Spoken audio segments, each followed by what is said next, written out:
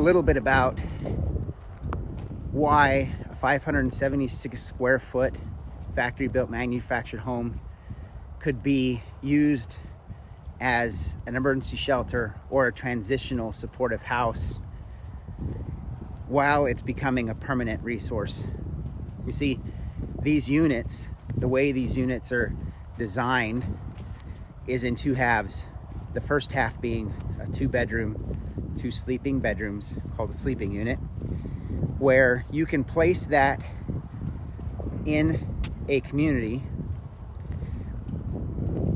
alone, individually, and it can be supported by people.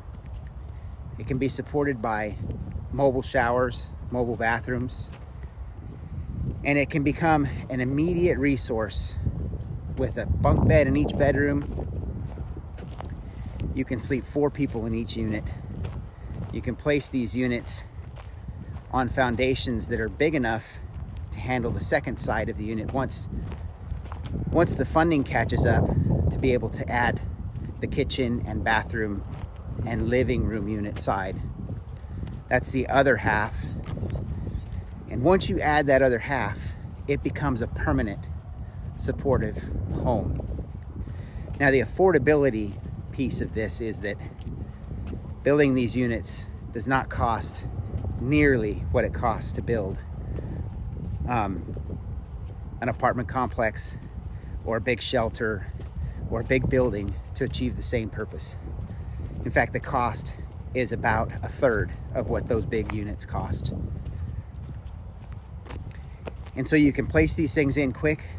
You can get people in them quickly so that they can be supported, so that they have their own room that they share with another person.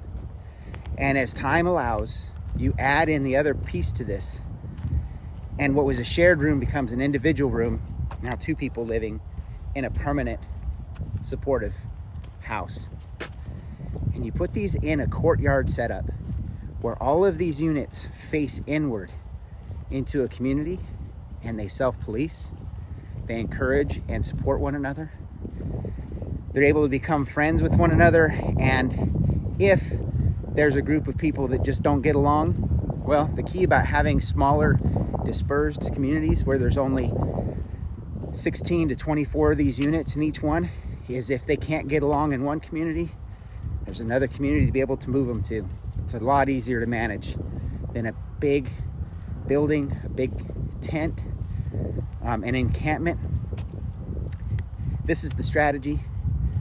And as far as I know, no one else is really doing it this way. And so it's innovative for our communities. I hope this explains why we've shifted. I hope this explains why this strategy is important for people. And I hope that you would be willing to join us in creating a greater impact.